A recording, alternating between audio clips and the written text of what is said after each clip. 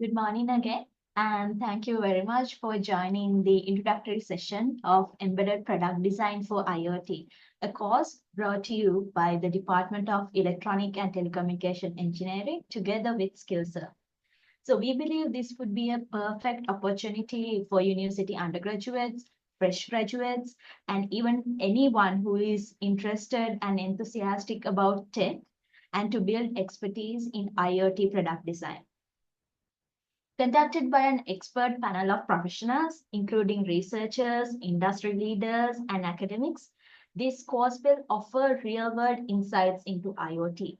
You will also gain a completion certificate from the University of Moratuwa as well. So today we have prepared a set of speeches and some introduction to the course where we will explain to you how the course would be conducted and what to expect and what you'll be able to learn during this course. So to get things started, I would first like to invite our guest lecturer, Mr. Kosala Jayasundara.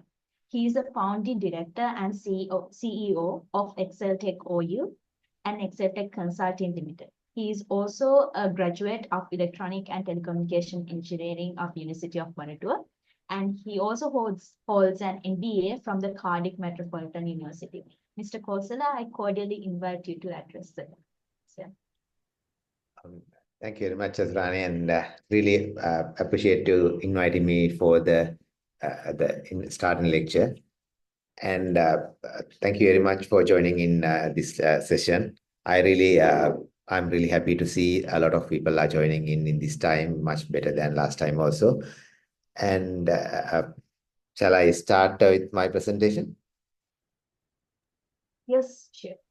Okay, good. Let me share it.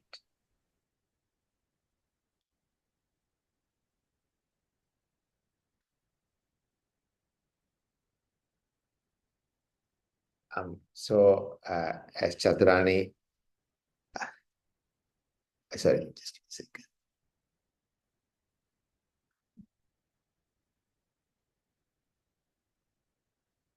So as Chaturani mentioned, I'll be running the keynote presentation. I'll try to make it as short as possible.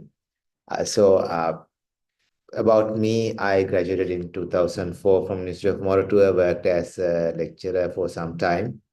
And I started a number of companies in automation, IoT, product development, and marine control design, and recently on electronic development. So for the moment, I'm focusing medical, IoT, and wearables. Now my company is running in Sri Lanka and registered in Estonia. We have around 85 people working in the company. My main focus is in those three areas: developing medical products and the bulk production of IoTs and wearables. So that's the journey I had over the last probably 21 years. So our company, just to give an introduction about what we do. So we develop the devices for medical industry and IoT industry. Most of these devices, especially the ones given in the photo, they are connected to either Bluetooth, Wi-Fi, or GSM network and work as in the standalone devices for medical equipment control and sometimes IoT control. Those devices are certified and produced in bulk and sent it to US and European countries. So these are the real products that we sell it in the market, and we charge the customers as development fees and bulk production fees also. So that's about me. But when you start the keynote presentation, I wanted to highlight about what the product development actually is and how we should work in aligned with other in countries, other parties to make sure that we are developing a proper product and launch to the market as a starting point into the course. So let me introduce it in a little bit quick detail. what we normally refer to as product development in university time is design and prototyping, as I have highlighted in the red circle, which is when we get an idea, we design something and do the prototyping, test it whether it works. That's one of the critical part of the product development cycle, but it's not the only part. And after so many years of being in the business, I think that is not the main part even. The main part is which is outside that we normally don't look at it in detail. Uh, so if we go to the very first part, it's the product itself. So the product is a combination of lot of things like finance, marketing, logistic, operation, testing, compliance, manufacturing, and also design and fulfillment. So we have to make sure this product as a whole works together. So you might have a really good idea about a product, but it might fail in the market because there are so much of other things that's connected to that product. So when we are developing IoT or any other product, you have to make sure that every aspect of this product is connected together, successful, and makes sense. So your design, your idea might make sense, but in marketing aspect, it may be really complex, or it will be nightmare for logistics. Or likewise, so you have to make sure that when we are developing the product, we are ticking off all these different aspects of the product successfully, and that all these aspects are in match with each other. So if you go to the previous picture, you can see the design and prototyping is something that we all know quite well, but getting the customer need, getting the market analysis properly, defining the proper business requirement, and then bulk certification and bulk scale up, proper launch, finding the finance, all these parts are essential part of the product development process, not only the design and prototyping. So that's what I want to highlight in the whole keynote. So you can see, like, I have a YouTube video series. It was a little bit older, but in Sinhala and English also. If you want to know a bit more detail about this slide, you can go and visit that.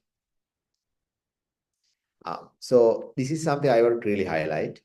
Uh, as we are trying to push IoT into industrial domain to a place where we can actually sell them in bulk and earn something, we have to compare and see how other people did it. The best example in IoT is in China. They have built up an ecosystem which is quite robust, cheap to manufacture as a whole product, and robust enough and durable enough, which is the best success story we ever have. And the way that they achieved that is something actually we can learn and we can copy even. Uh, so one more thing is that China has already done it and they are the market leader. We have to make sure that we follow the proper process in developing IoT products so that we can be successful in the market. One reason is that if you want to just fight with them in the price domain, it won't work. uh, Chinese salaries, especially in Shenzhen area where they have all these IoT startups and everything, the salaries are at least 5, 6 times higher than Sri Lankan salaries, but still they can manufacture at lower cost than Sri Lanka because of the ecosystem they have, the expertise they have, and also the way that they share the knowledge. So for an example, if you're a Chinese guy, if you go to another Chinese company and say, look, I'm also starting IoT product, can you give me your design? Sometimes they share it. So the development cost is quite lower. And they are so much expert now on molding, industrial designs, and the other aspect of it, not only the electronics. The development cost of that is quite faster and cheaper.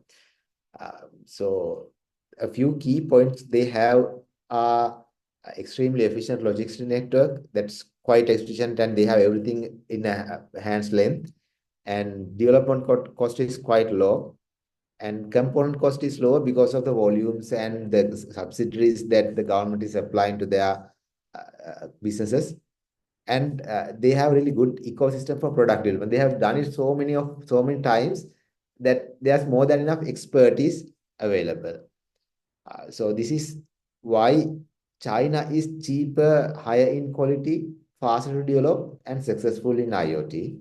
There's a lot of things that we can learn on the Chinese success. So we'll go to that.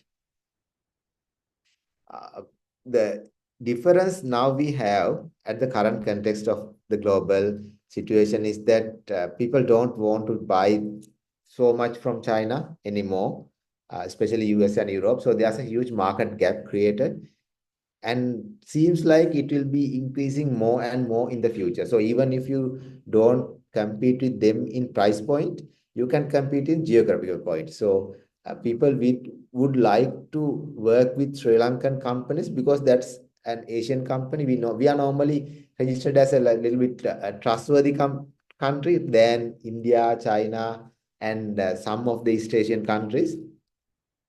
Uh, Not as good as Vietnam anyway, but we are in a good position. So uh, what we can market is our quality, consistency, reliability, trustworthiness, and not sharing the IPs. So those things are really good plus points for me and the country also. For an example, in the recent terms, most of the businesses I got from US and Europe companies, they specifically requested not to use Chinese manufactured components, even resist or anything, especially ICs and microcontrollers, because they are worried that the discontinuity between West and China will increase.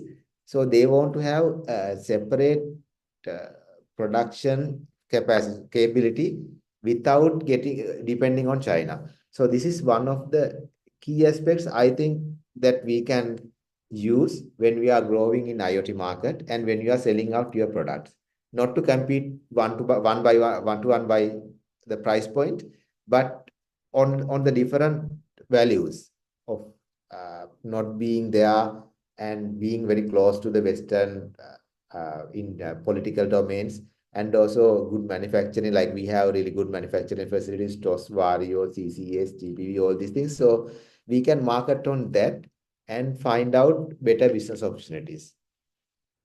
And the other thing is like China being a huge market and having huge manufacturing capability, and so much of other people are now looking at different places. Like they are trying to go to India, trying to go to Taiwan, trying to go to Indonesia, and Vietnam is really big now.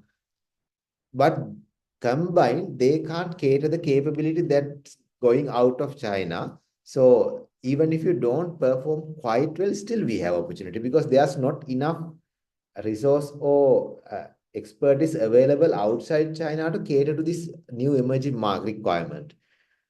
And that's a huge opportunity. For an example, Vario is doubling their capacity, GPU is doubling their capacity. Vario is having, I think, 12 production lines, if I'm not mistaken, and they are doubling their capacity, have building a total new building and doubling the capacity. Same for GPV.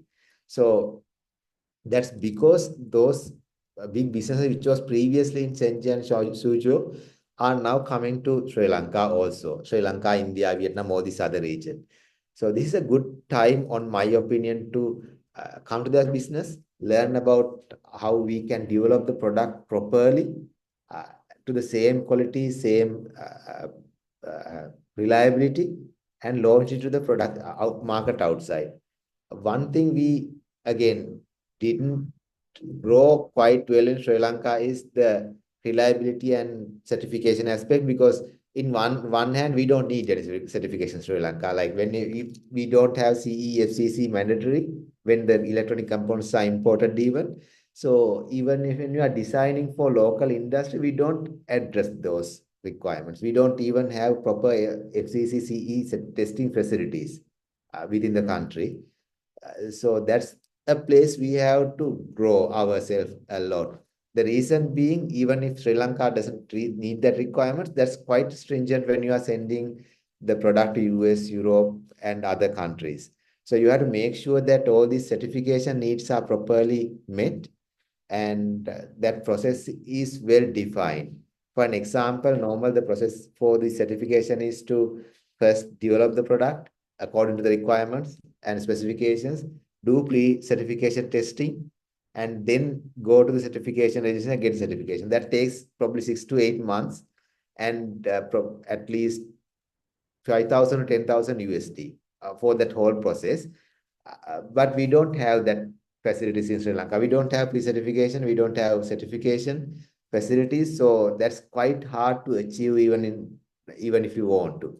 So getting together and getting the forums like what we have now, and building this expertise, building these facilities, that's one part to grow the whole industry in IoT and any of other electronics.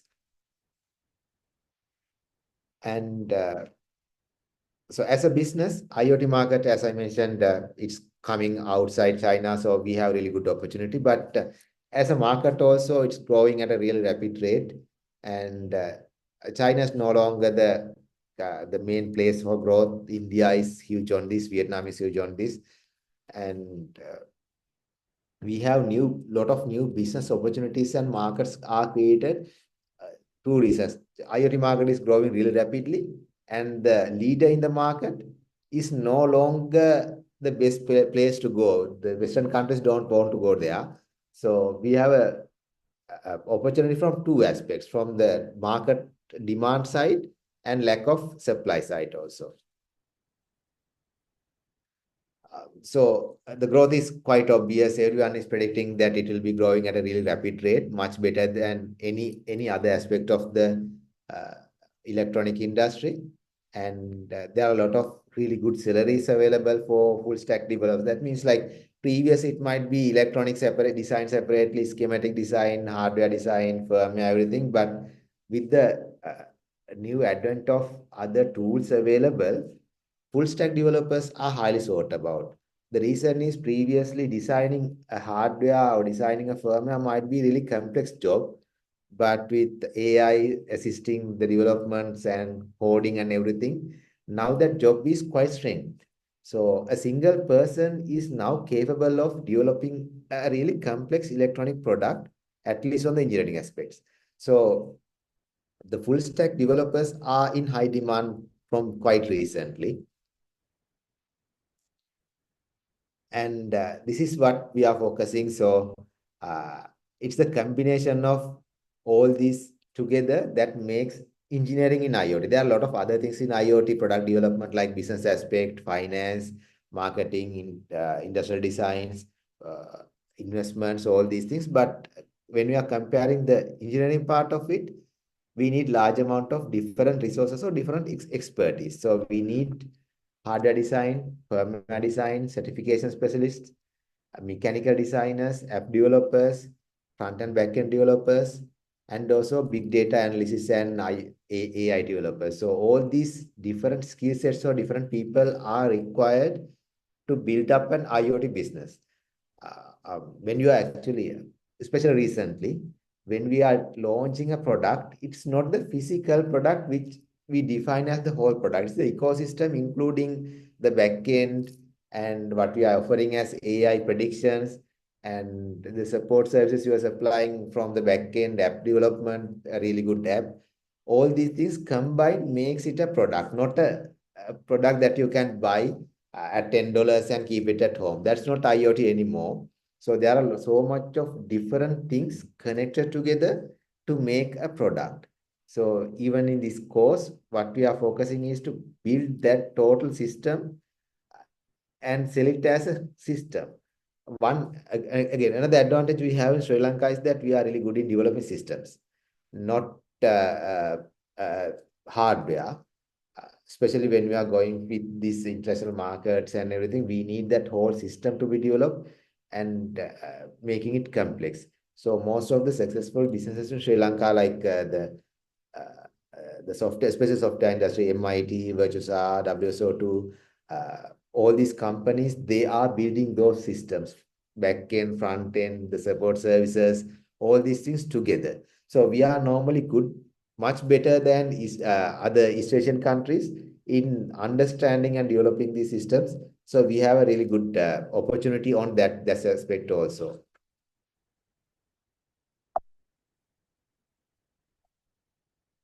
Sorry.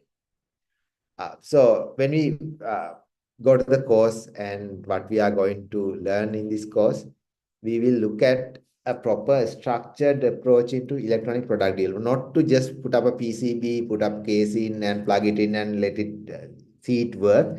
We are looking at the proper product development approach and a structured approach. So we have like for the whole academic years of yours, you have done small products and taken some results, maybe have developed at electronic circuits, firmware. Those are individual efforts. A product is quite different. Product should start with the business requirement, and that requirement should have a business need, financial need, and ways of fulfilling that financial needs, and a proper business structure, and then a good prediction of the fine cash flow, investment input, and the launch market, proper predictions from the market, all these things together, and then we have designed the product accordingly. The color schemes, quality of the casing, and the way that the product is designed as an industrial design, how the operator is the user is using that. All these things should be concerned for a proper electronic product development, and we are considering that in this course. And then we are uh, focusing a little bit more on the hardware, firmware, and backend developments, proper IoT development that can be used repeatedly in your future IoT products. The beauty of IoT is that unlike other products, like in the industry I'm in, especially in the medical industry, that's quite different. So ECG machine is really different from a ventilator. But in IoT, most of the knowledge that you are gaining can be reused. The backend, when you set up a proper backend, you can reuse a lot of that. And when you are having a kind of app set up and which is connected to the Bluetooth network, and when you set up a proper Bluetooth data packet structure, those are very common between different IoT devices. So you can really use the development expertise and knowledge and resource base you are building with this product for your future commercial products. That's again one key emphasis in this course. And then we will learn about how to move up from prototype development and to launch it. So when you have prototype, it means that the product work technically. But when you want to put it into the market, there are so much of other things like reliability, waterproofing, certification, testing, and the ruggedness, usage, all these things should be properly concerned before we go to the bulk production. So that's a transition from a prototype to bulk production, which is quite complex sometimes. That's something we are learning here. And then again, the whole process from end-to-end expertise about where to start, how to design, how to define a product, and then how to convert that to a bulk production, what are the resources needed, and supply chain, and how to manage the supply chain, logistic chain. So that's something we are touching on the course also. That's what I want to share with you. Just let me know if you have any questions. And again, thank you very much for giving me the opportunity, and thank you very much for joining in the course. I'm hoping the best for every one of you and get the best knowledge available, and try to push the products in the market, not on the Sri Lankan market, but to especially North American and European market, because there's a huge demand coming from them to manufacture these products, design and manufacture these products in Asia, especially South Asia. Thank you very much. Thank you very much, Mr. Kosala. I believe that was a really enlightening a share of thoughts from you for the participants, because we got to learn about the potential of actually developing electronics products and the potential that we have for the developments in Sri Lanka in the whole world.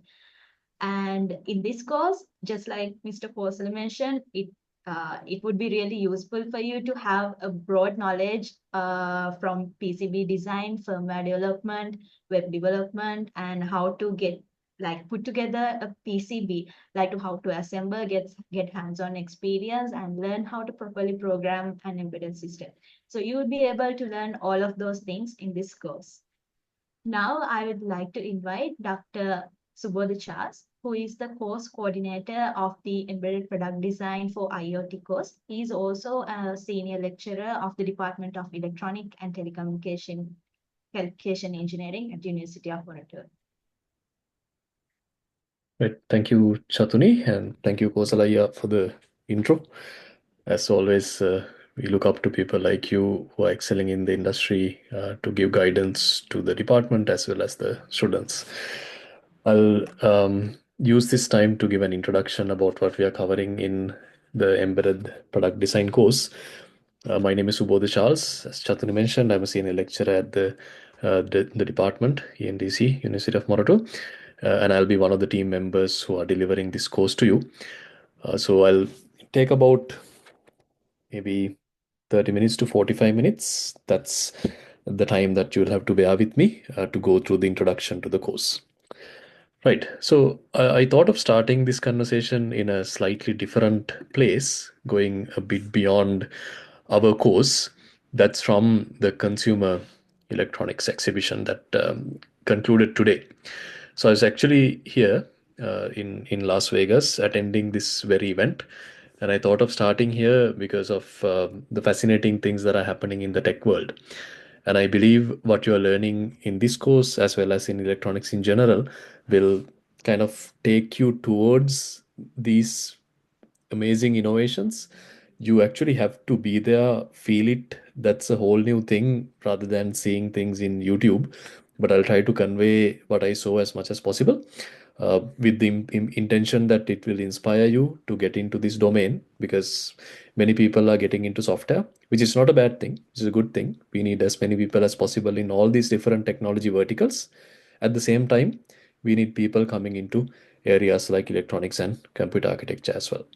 So CES is the largest consumer electronics show on the planet. It happens every year, early January in Las Vegas. As you can see, these are the dates for this year's CES. It's a 4-day event.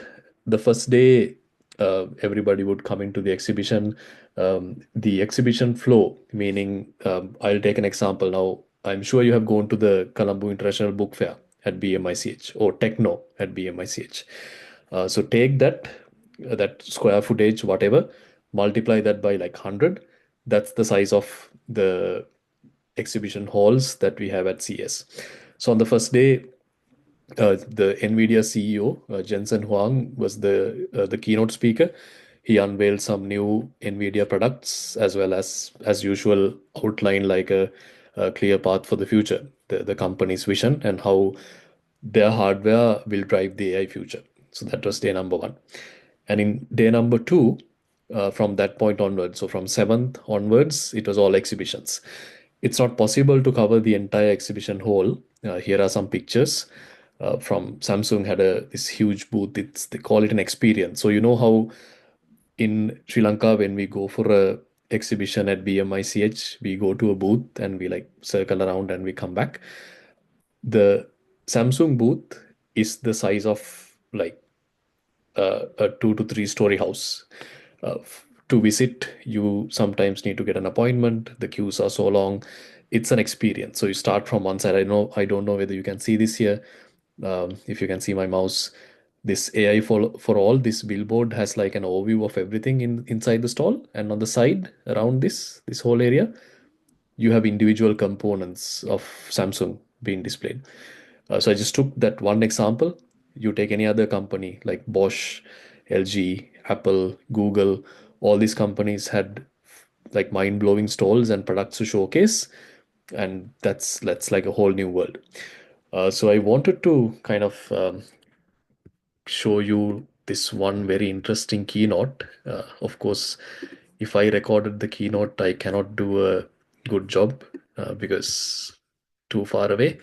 But let me try and see whether I can share this brief 3.5 minute video with you. The second day keynote was given by the CEO of Delta. Delta is an airlines, and that happened in a place called the Sphere. if you know what the sphere is, in Las Vegas, there is this huge globe kind of structure, and that is a movie theater. But it's not just any movie theater. I will play the video and you will understand what kind of a movie theater that is. I hope you can see YouTube now. I'll play the videos. As you can see, 3 minutes and 25 seconds. If you cannot hear the audio, please let me know.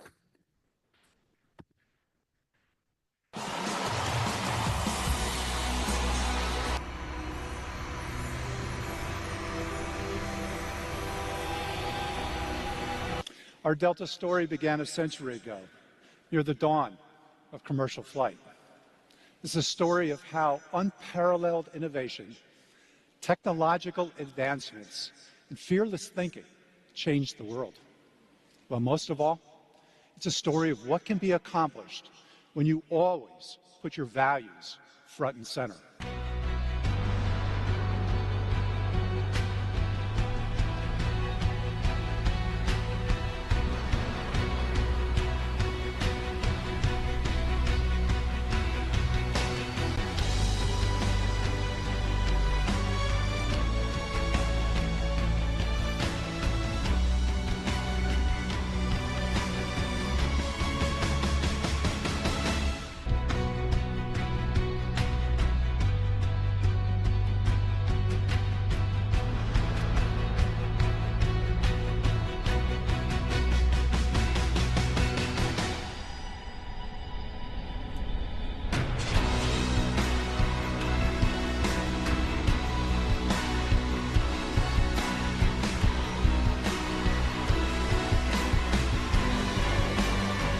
I've always been an optimist.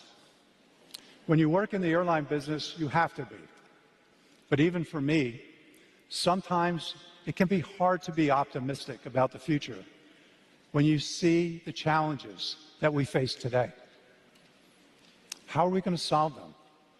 Is it even possible? Well, once the idea of a person soaring through the clouds seemed equally impossible. And as those early Delta pilots learned, by pushing against the wind, they could take to the skies. It's the promise of the next century of flight, to me, is exhilarating. Just imagine the possibilities. Travel, powered by sustainable energy.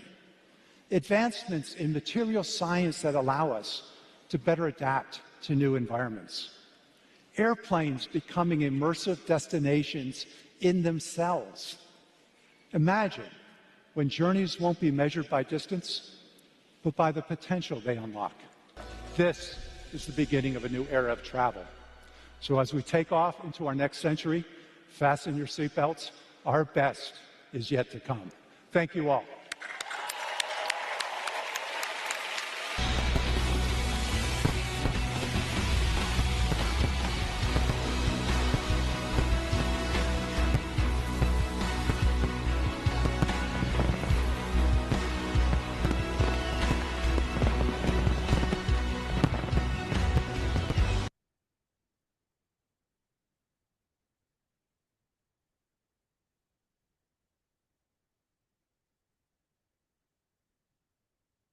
Right, so what you're seeing now is the outside view of the sphere. You can see how big that is. It's called the sphere because it's shaped like a globe. Right, so coming back to the slides.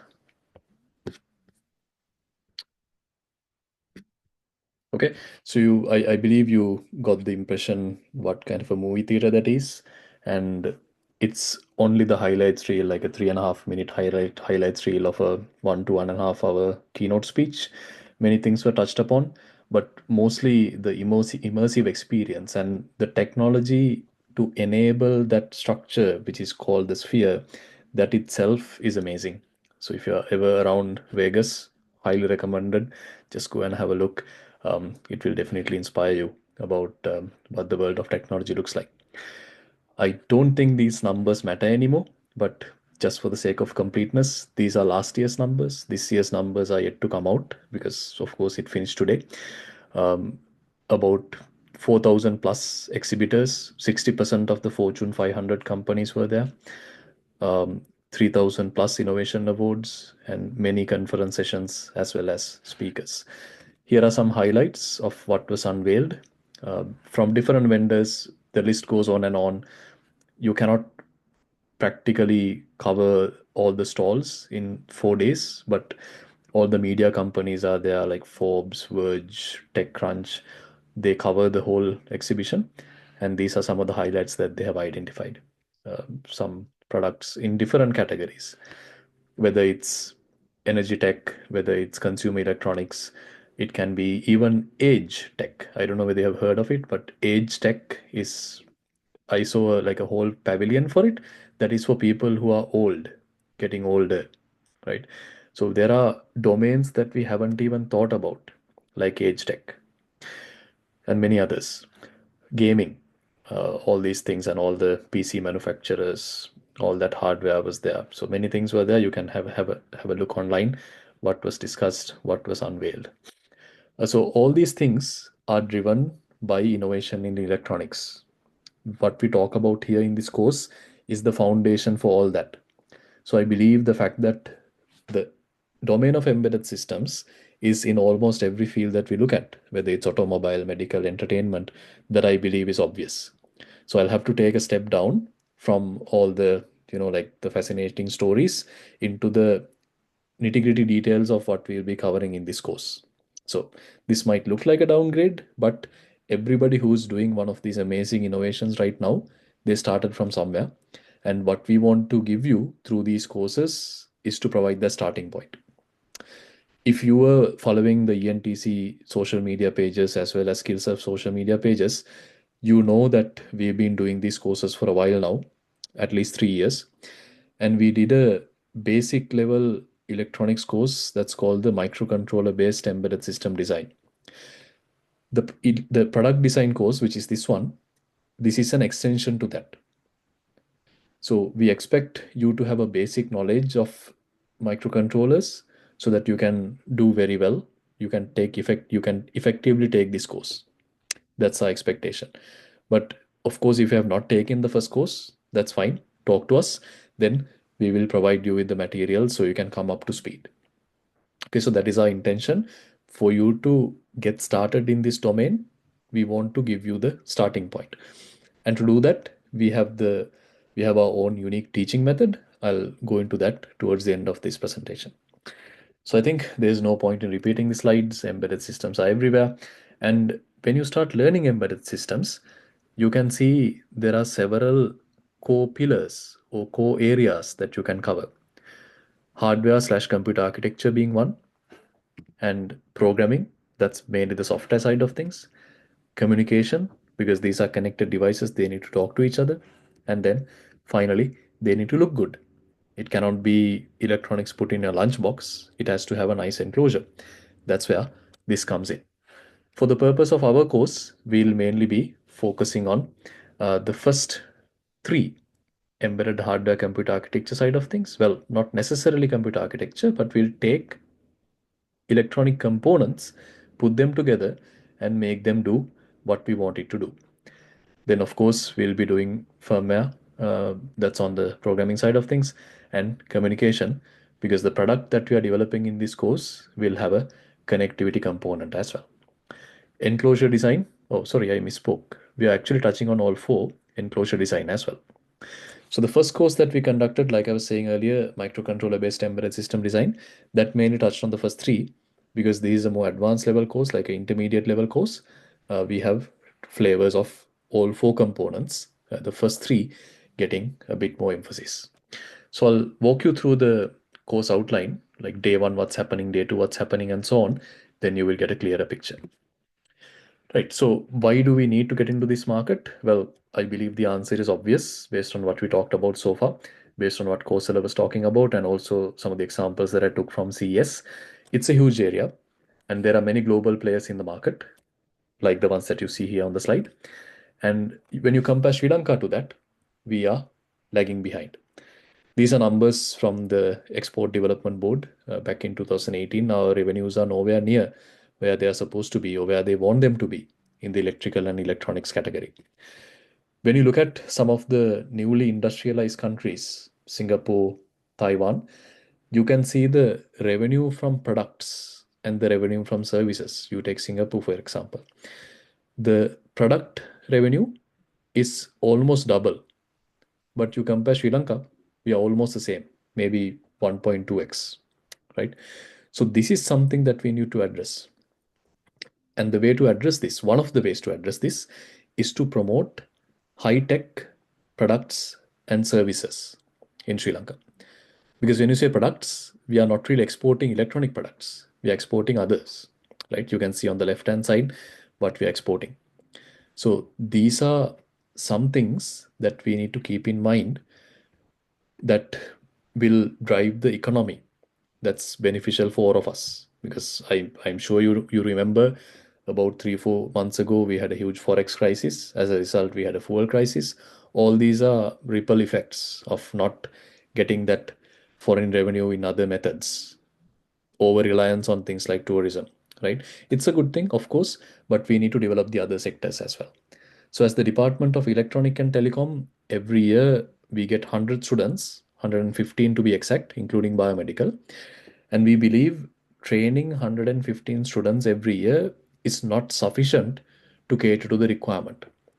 Kosala earlier was talking about how his team is providing design services, especially with the global trade landscape with US, China, all those players doing what they do. How Sri Lanka can leverage our skills as well as the position to cater to the market.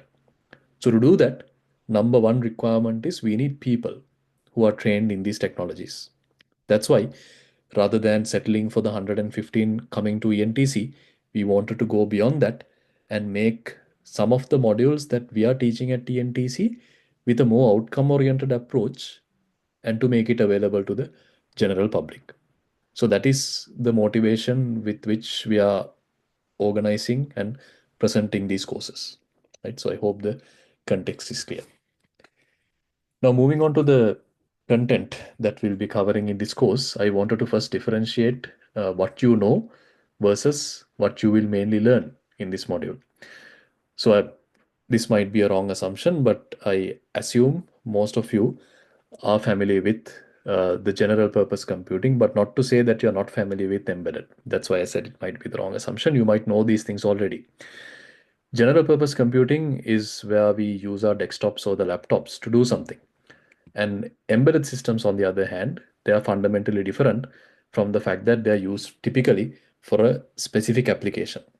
So the reason why we call it general purpose is because we can run multiple applications in this one hardware device. Embedded systems, on the other hand, you take like a POS machine, a point of sales machine, or a digital camera, it is used for that one purpose. If you want to run Microsoft Word on a digital camera, you can't do that, right? But you can do that in a general purpose computer. So that's the difference between these two computing paradigms, if I may call it that. There are several others, as you can see on the slide, but I hope that that example gives you the bigger picture. Speaking of embedded systems, it can be quite complex. When you look at a modern day car, it is a mix of many embedded systems working together. If your door is not completely closed, you get a light on your dashboard. That in itself is one system, right? So similarly, there are many things coming together. So for us to be able to tackle this complexity, we will be taking a simplified version of embedded systems where we look at the environment through sensors, we process them in our computing platforms, we display if there are any outputs, and then we make some change back on the environment using actuators. So we'll be using the simplified view throughout the course so that we can understand this properly. And to learn these concepts, we start by scoping our course around a course project. So what's the course project? That is going to be the smart power monitor. What can it do? It can, number one, monitor the real-time power consumption of a connected appliance. And number two, it can turn the connected appliance on and off. In other words, the smart power socket gives you the ability to monitor as well as control. So this device, the smart plug, we will be developing this from scratch with you. So this is the second time, as you might have seen in the flyers. This is batch number 2. This is the second time that we are delivering this course, and the people who did this course for the first time, batch number 1, also did the smart power socket, and this time we have made some improvements based on our learning on the first offering of this course. So what we will do is, from day 1 onwards, we will tell you we are doing this smart power socket, and we will give you the necessary theoretical background and the design background to be able to do this. So I think we have the philosophy where you can learn theory A, B, and C, and then you go and figure out what to do with A, B, and C.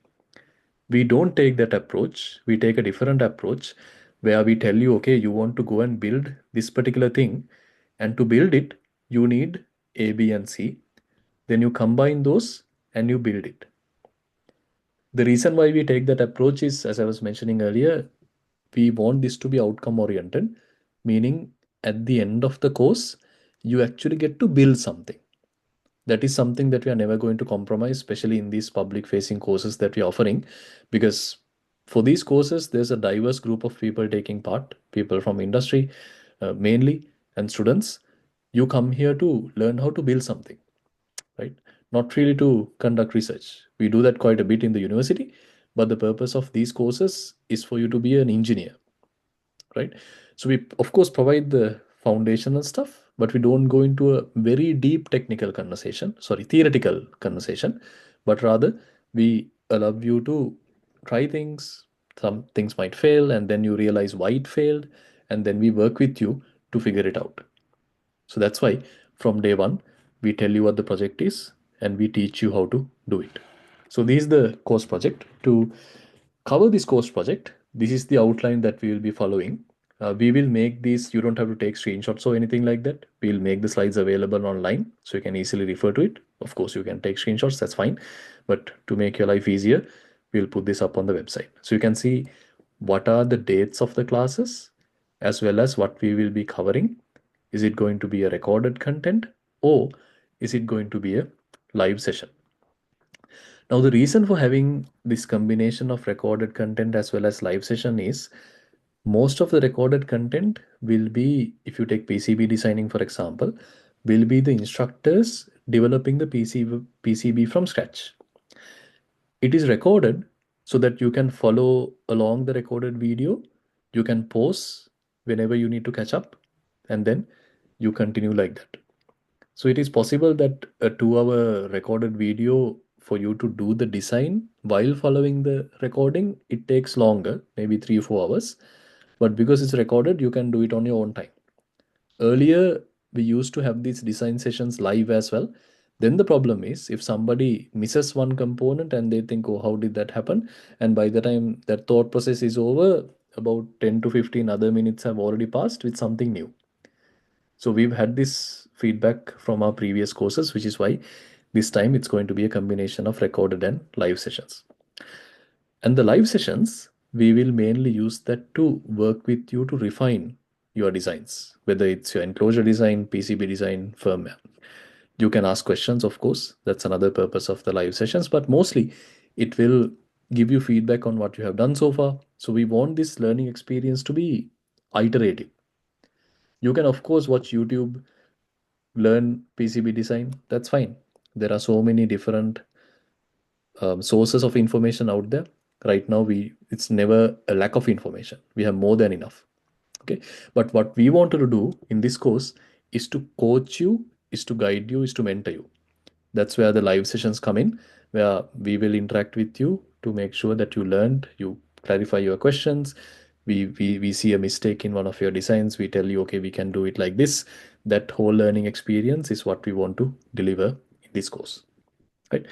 So you can follow this, bookmark your mark your calendars so that you know when and where, sorry, not the where because it's online, when and what will be covered under each topic.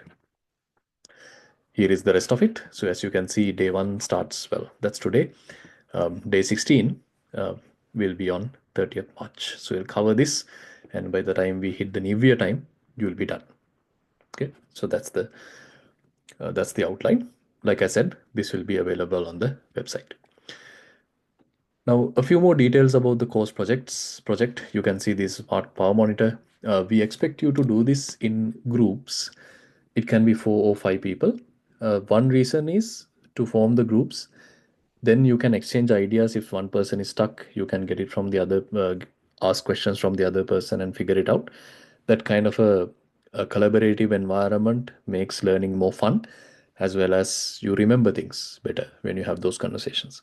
And number two, if you would like to develop this device or the project physically, taking those all the electronic components, doing the PCB, then that is possible as well.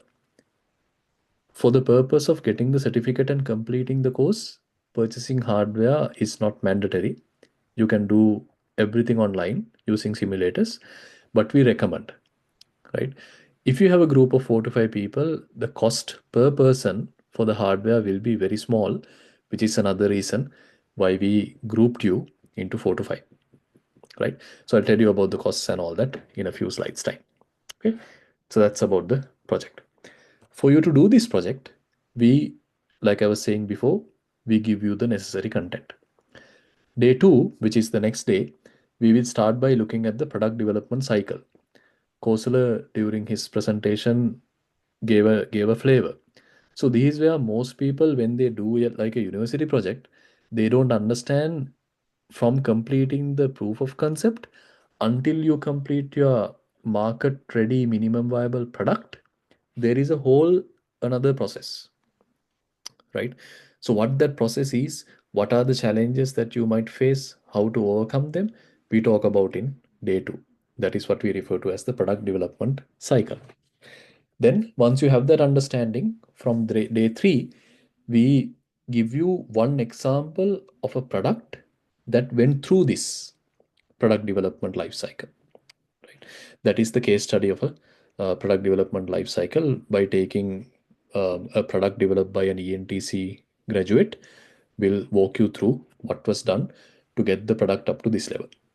Then on the same day, we will give you more details about the project, the business requirement document, the bill of materials, as well as the conceptual design. So we are kind of restricting you in that sense because we are giving the conceptual model. That is so that we can have like a design. When we give the feedback to one person, the same feedback can be taken by the other person as well, because otherwise if these are like completely different things, then it's hard to map one feedback from one design to the other. Therefore, we start with the PCB design activities by doing the schematic. We continue that in day 5 and day 6.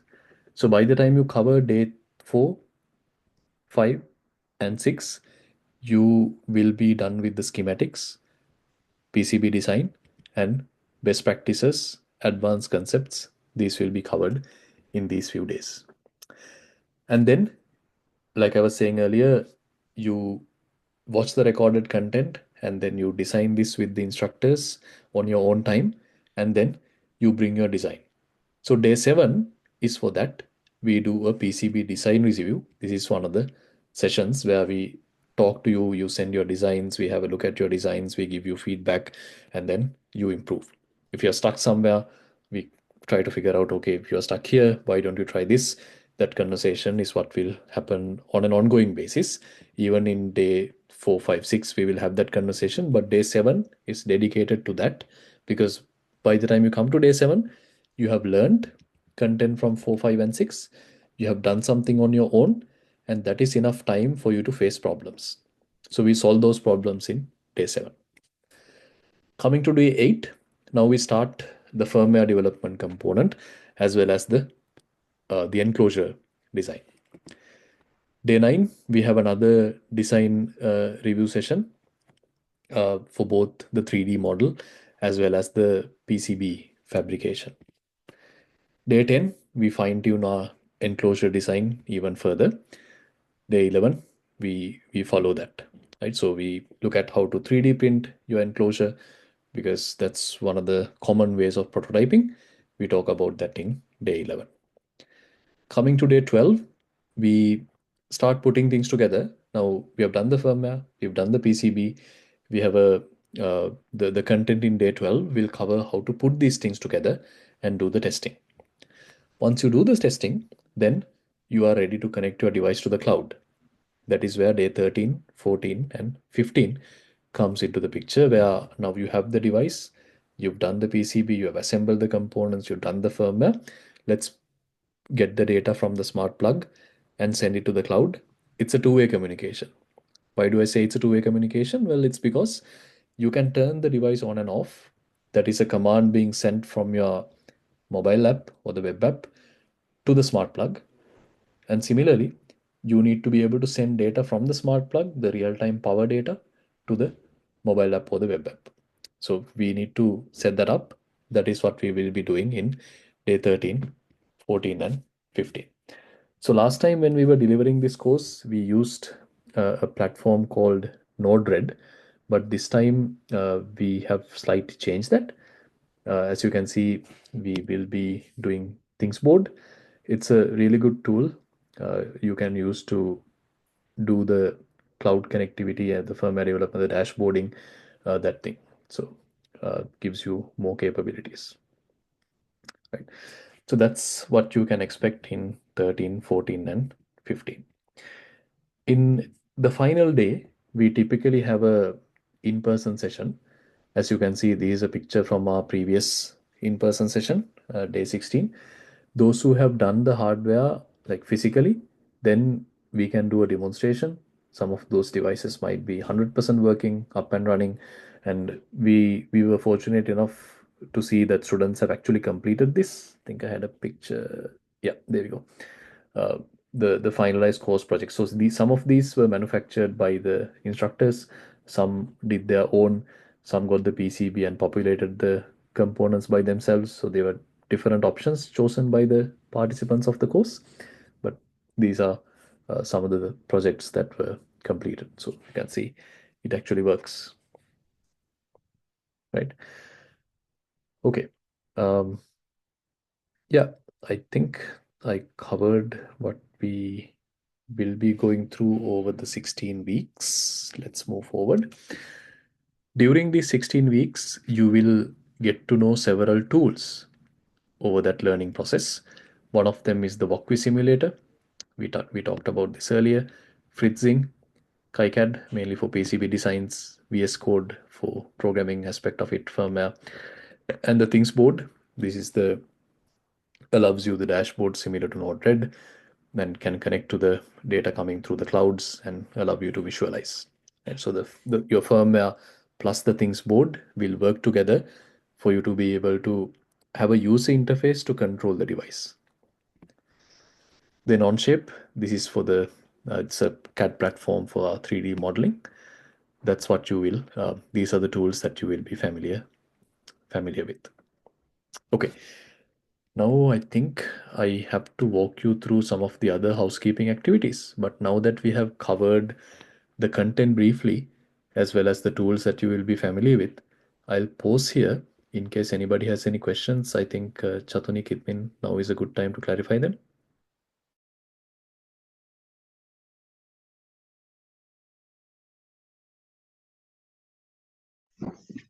Yes, I hope you all got a very good understanding about the things that we will cover in the course. So if you have any questions about the outline of the course, please do ask.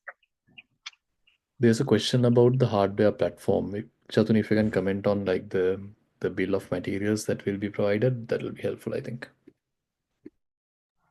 Yes, so if this is about the hardware component purchasing, so we will be like gathering your interest to purchase the components through a Google form that we will share with you in an email that will be followed by this session. And in that, when you fill that form out, we will prepare the BOM according to the count that we get, and we will like calculate the amount that you would need to pay based on whether you go with the option of getting the boards done as a group or whether you want to go individually. So we will provide you the price for each of those options, and you can select whichever you want and make the payment. So the first step would be to fill out the form that we are collecting to express your interest in purchasing. So we'll be reaching out to you again after preparing the BOM with the actual cost so that you can confirm your request. Yeah, so getting the hardware is optional, but if you would like to build it, as you can see, it's a very small cost, like 5,000 rupees per person. So if you are willing to spend it, then you can get the hardware. This includes the electronic components, the enclosure, the PCB manufacturing with soldering, the packaging and courier fee. This is a all-inclusive estimate. You can work on it. So once you, this is only provided to the people who enroll in the course. So therefore, on the second day or second week, we will be reaching out to you asking who would like to purchase the hardware. Once we get the list of people, then we'll place like a bulk order and then we can get the hardware down. Those who are asking questions, it would be better if you ask that so that everybody can see it. Otherwise, I'm getting direct messages and need to convey to other people as well, which is fine. But if everyone can see, that'll be easier. Yeah, the question is there a way we can get access to the beginner's level course, the microcontroller based embedded system design course? Yes, that's possible. Please write to the contact numbers given, and then we will let you know how you can access that content. The next question is, can we get hands-on experience? Well, yes, I think I mentioned that a couple of times, well, several times in the explanation. If you're referring to explicitly something, then please ask. But yes, the whole course is designed to be hands-on. Also, will we work with IoT platforms like, I believe you're referring to AWS? No, you will not be working with those cloud platforms. We'll be using Thingsboard. Once you have a hang of it, then transferring that with, because we cannot do like DevOps kind of activities. That's beyond the scope of what we can cover. Therefore, if you're referring to, think there's a typo in your message, I think you're referring to AWS IoT. No, we are not covering that.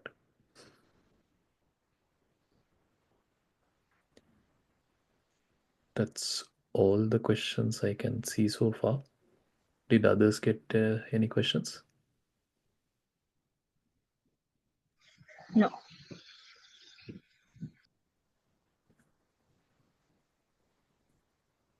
There's another one. We have a question. Yeah. Is it mandatory to attend the final demonstration in person?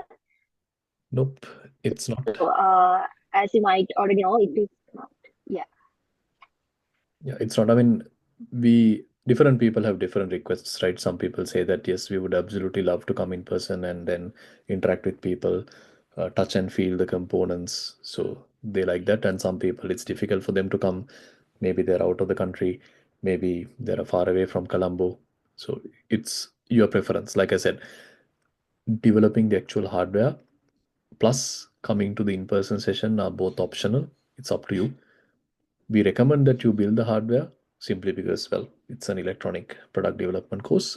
But to learn the skills, if you cannot, for whatever reason, do the hardware right now, you can learn the skills through the simulations and then you can put that in practice later. Right? Maybe it's the case that you're working in the industry and you don't want to build a smart plug. You want to learn how to do it on software and you want to build something else, which is fine. Right? So whatever your reason is, it's up to you to decide how to take the course. Question, I haven't been able to register yet. Can I still register? Yes, you can. I will be touching on that in a few slides time. So please bear with us. You can.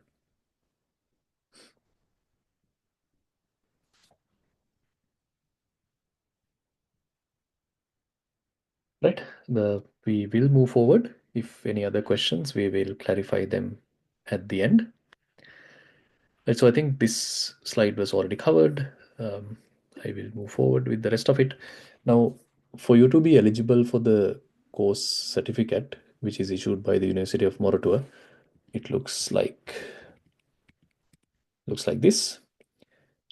This, of course, is for a different course that we made available, but this is the layout, the format, and the structure. For you to be eligible for that, you need to complete these assignments. I think you are familiar with getting a grade for your assignments, right? You might get like, I don't know, 80 out of 100, 70 out of 100, and so on. But in this course, you only get a pass or a fail. The reason for that is if you have made a reasonable effort to complete any of these assignments, once we grade your assignment, we don't want to like fail anyone. At the same time, we don't want to say that someone has completed the course without actually putting in the effort, right? So we need to strike a balance. Therefore, we will look at the genuine effort that you have put into. That will give us an understanding of the skills that you have acquired. If you have acquired that sufficient level, you pass, right? So that's what we mean by completion. This 100% doesn't mean that you need to get 100% for each assignment. That is not what we're trying to say. What we're trying to say is we have 4 assignments. You need to cover 4 out of 4 assignments, meaning that you need to pass all 4, right? Because this is a product design course. If you don't know how to do PCB, but you know the rest of it, well, that's not really the expectation. Therefore, all the assignments are there, and keeping in mind that the instructors will help you all the way. I was telling you earlier, we give you the content and you do the design. We give you feedback. We help you when you're stuck. So there's absolutely no reason why you will not complete an assignment unless you didn't do it, right? So if you put some genuine effort, you came to class, you asked questions, you got them clarified, there is absolutely no way that you will fail to do it, right? Because typically in your universities, if you have gone through that setup, you get an assignment, you write answers, you build something, and you get a grade. Very rare that you get some feedback, right? Even more rare when you're stuck, somebody will help you. Well, sometimes your friends might, but the lecturers getting into the code, looking at the design, that very rarely happens. So therefore, while that is happening in this course, there is no reason why you will not be able to complete this. So these are the assignments. As you can see from each section of the course, you are given an assignment. This is the same thing. This is the same smart power monitor that you will learn how to develop through the course. It's just that you have to do it. Okay. So that's how the evaluation criteria is structured. The content will be delivered by this group of people. Some of them talk to you today. We have a larger group because we need to give like individual attention. The lectures will be delivered by a subset of people.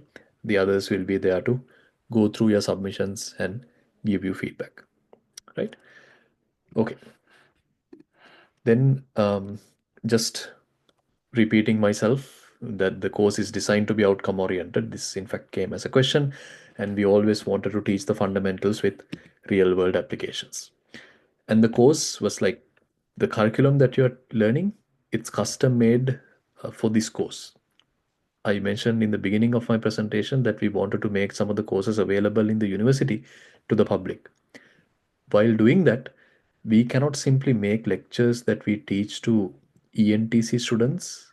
We cannot make them available publicly because we cannot assume that everybody has gone through the same set of previous subjects, right?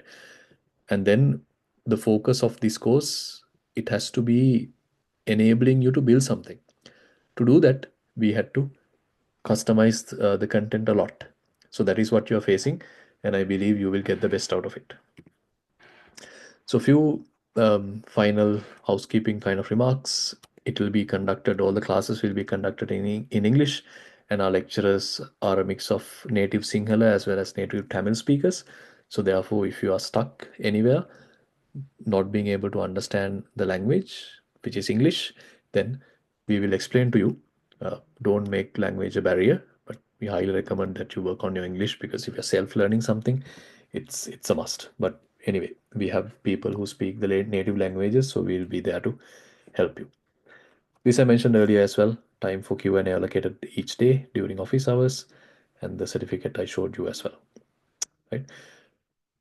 Okay, in fact, I started the presentation with this slide, even though I did not show it. What I was verbally explaining, as well as what Kosala was explaining, was exactly this. It's a booming industry.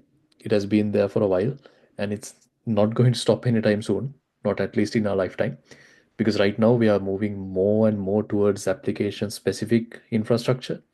You saw that The way AI is behaving over the last 3 to 4 years is driving like huge growth in hardware. So the biggest winner in this AI boom is not a software company; those are the hardware companies. So therefore, it's going to keep innovating, and getting knowledge in this area will definitely be helpful for you. And to do that, you will have to get your hands dirty, dive into something, build something, fail at it, learn from your mistakes, and you repeat, right? So if you listen to Kosala's story, he's been there in the industry for close to 25 years, if I'm not mistaken. So from the very beginning, how he started, how his other team members started, not just Excel Tech, talk to any other company who is in the electronic space, you will get to know stories, right? So there are no shortcuts. Put in the effort, and there are many things that you can do. And the salaries of engineers typically in this area, it's high. Why? Because it's a bit of a difficult to acquire skill, right?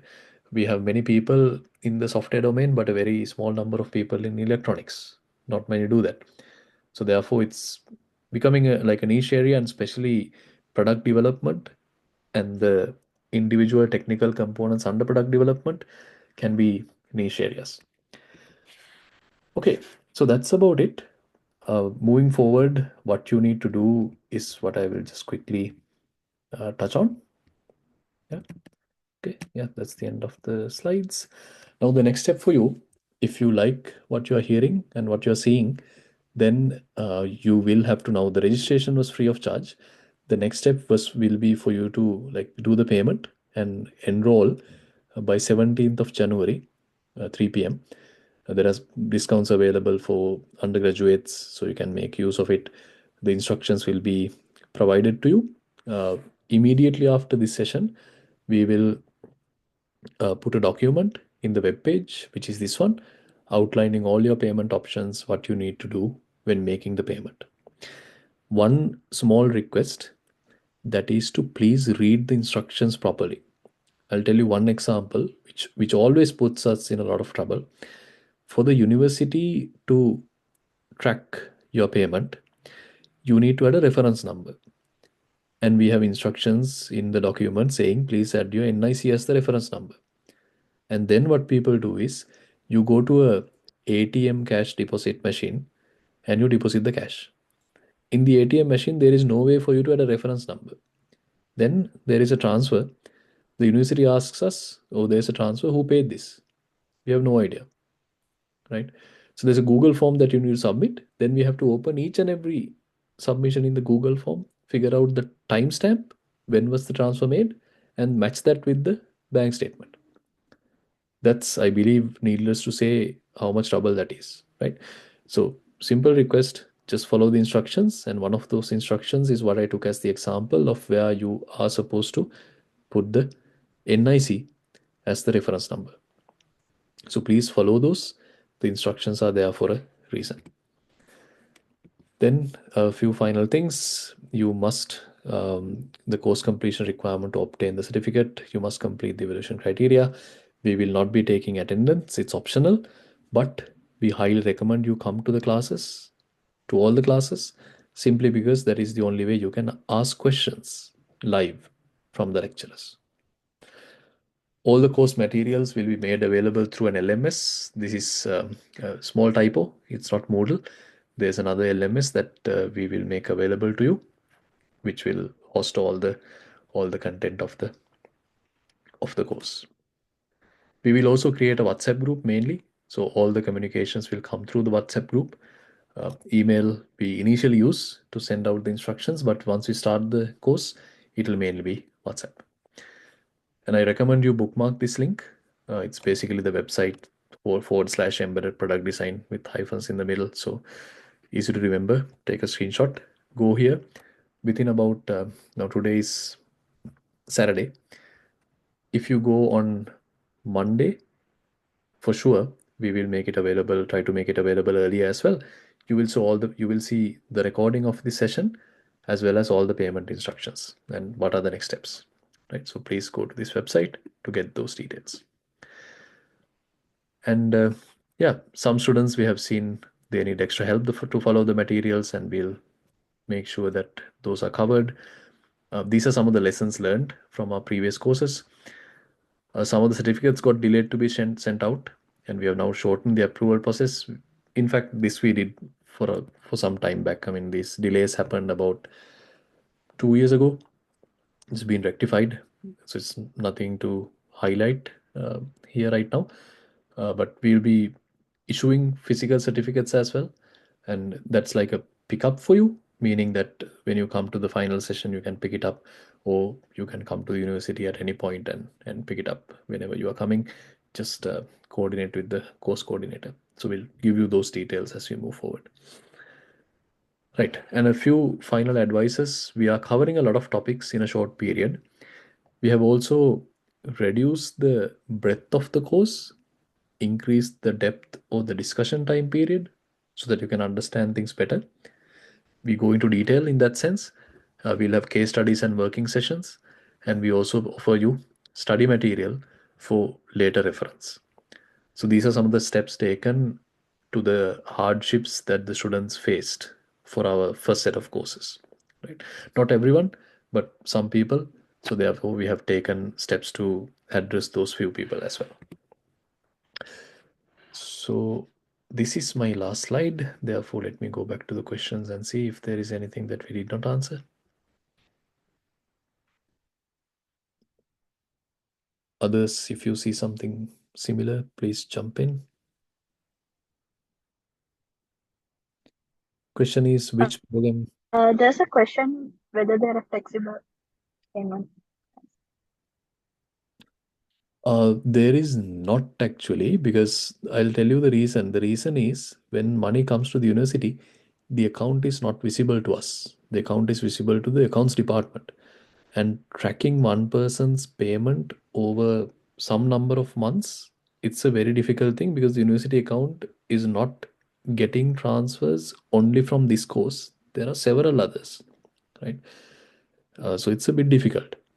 So if you have like a really pressing issue, we will consider that on a case by case basis and grant you approval, but that will be for an exceptional case. So please send the request. We will consider it. I explained the reason why it is difficult. We'll see what we can do. Any other questions, Chatani?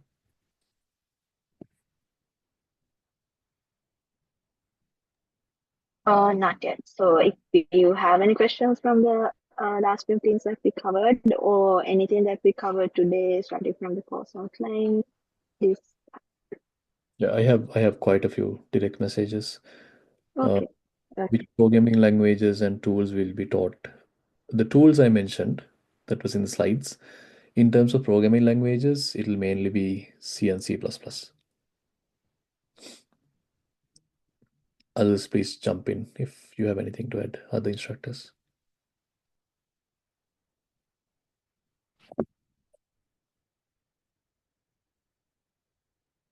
There's a question about the IDE we are using. Is something for Chatuni or Kitmin to comment. Will you use the ESP IDF for programming?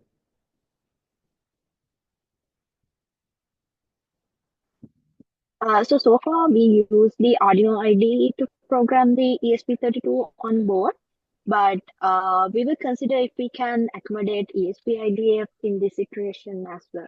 But that is not confirmed yet. We will be certainly covering ESP IDE, Arduino IDE. Yep. The next question, I believe Kitmin has already answered for the benefit of others. The person has done the machine learning, edge computing course. Is it enough for fundamentals? Yeah, it's a more advanced course than this one. So I believe the fact that you completed it tells us that you know the fundamentals. So that should be fine.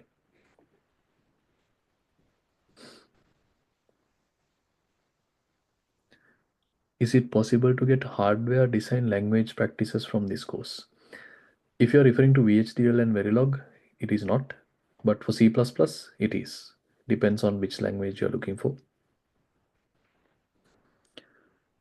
Flexible payment, we already answered.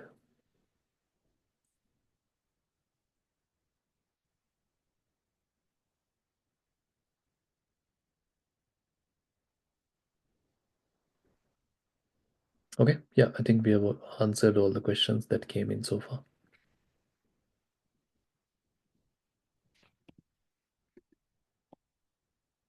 Any other questions from anyone? Any other remarks from the instructors?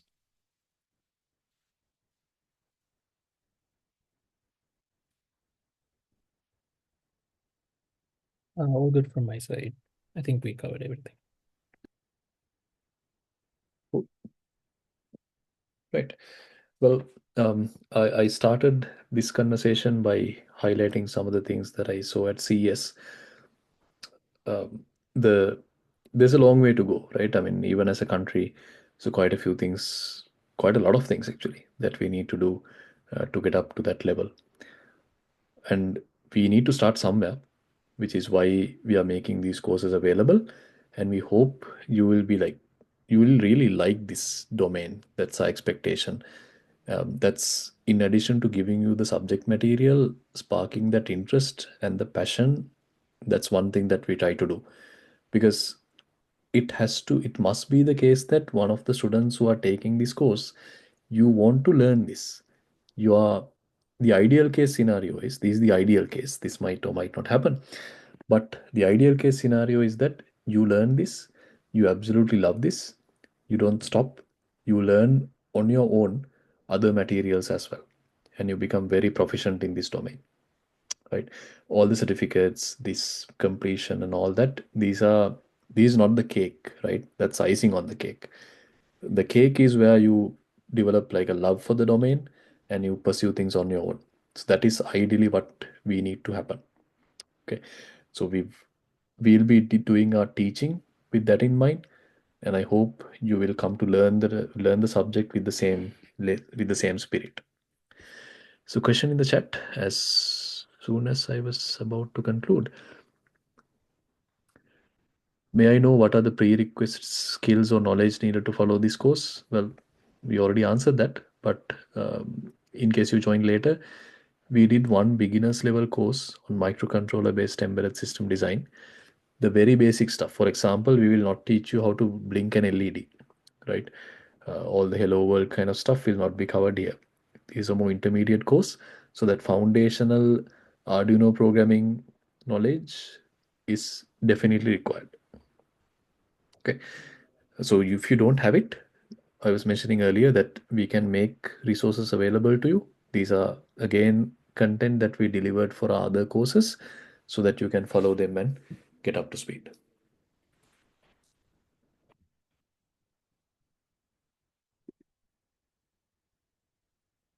Okay, right. So like I was saying earlier, just to conclude, we will be making this video available on the website. With the video, the instructions for all the payments, the next steps will be made available. What are the different bank accounts? What options do you have? So we encourage you to do like bank transfers. That helps us a lot in like reconciling the accounts with the university. Some people opt for credit cards, but we don't encourage that, because then we have to go through like a third party payment provider. It has to go through one place to the university. That's a bit of a detour, but we understand. So therefore we have made multiple options available. While encouraging a direct bank transfer to the university, you have the other options to take as well, because it might be the case that bank transfers are not possible for some people, but we encourage that wherever possible. You will be doing us a favor if you do that. So those instructions will be given to you on the website, so please check it out. We'll make those available by Monday latest. One person asked the question, you have not registered so far, can you still register? Yes, you can. So if you have a friend who would like to come but they could not register, once we make the recording available, send the recording to them, ask them to listen to this summary, and then they can decide whether to enroll or not. So as long as you complete the enrollment form by the given deadline, you will be you will get into the course. So as Kosala was mentioning earlier in his talk, we had a turnaround that was more than what we had for course number 1. So we hope the momentum will continue for the next few weeks as well. So it's really good to see all of you here today, and we look forward to having you for day 2 onwards as well. So thank you for joining on a Saturday morning. We look forward to having you on day 2 onwards. Thank you very much.